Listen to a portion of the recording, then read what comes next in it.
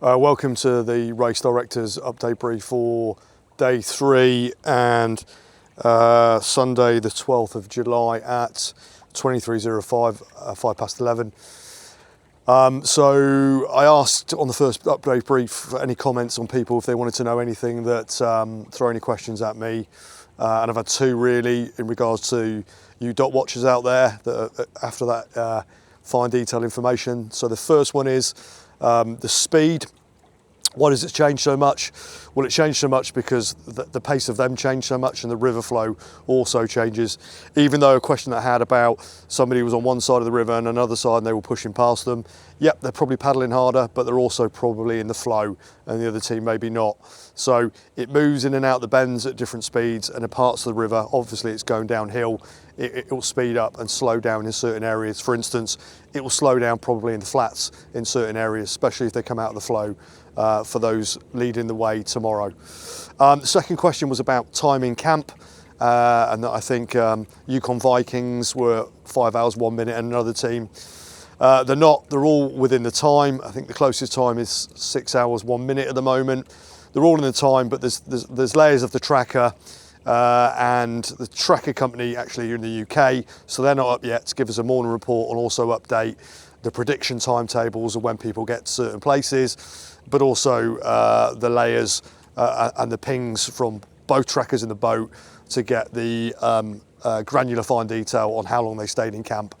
But I have an update brief on that in the mornings, and at the moment it's fine and I'm content with that, so don't worry about that. That information will update on the trackers as it becomes more accurate as we go on and other people wake up. So yeah, that's done. Now on the race itself, a great day's racing, as you can see now behind me. Perfect conditions, hot today, didn't rain, and only a few light breezes about.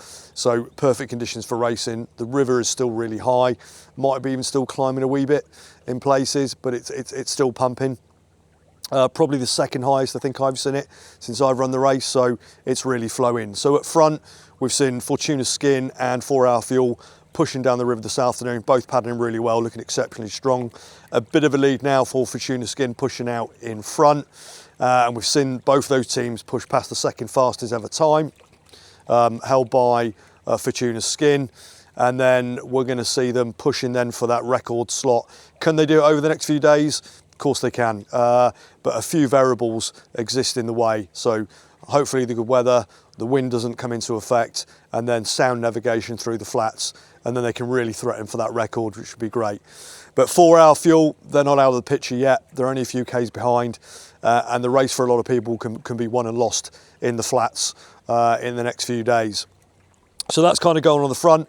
Then a little group just behind them that we've seen today, but notable within that group, we've seen Kings of the Canyon do some really good navigation and again using the flow to their advantage. They're an experienced team, but they're the first canoe, and we've seen them slip around a few teams today getting those lines right, and hopefully that pays off for them in the next few days as they push into Eagle and into the flats, and they keep that up, so that they're still within the picture as well. Behind them then is the main body, and they're pushing through and doing okay. We've had one team at the moment request to pull out tomorrow. We'll get a face-to-face with them when they arrive, but they're still within the cut-off, and they might change their mind when they get here. But I certainly won't convince them if they don't want to do it. At the back end then, the Unsinkable 2 is bringing up the rear at the moment, and they are stretching the cut-off.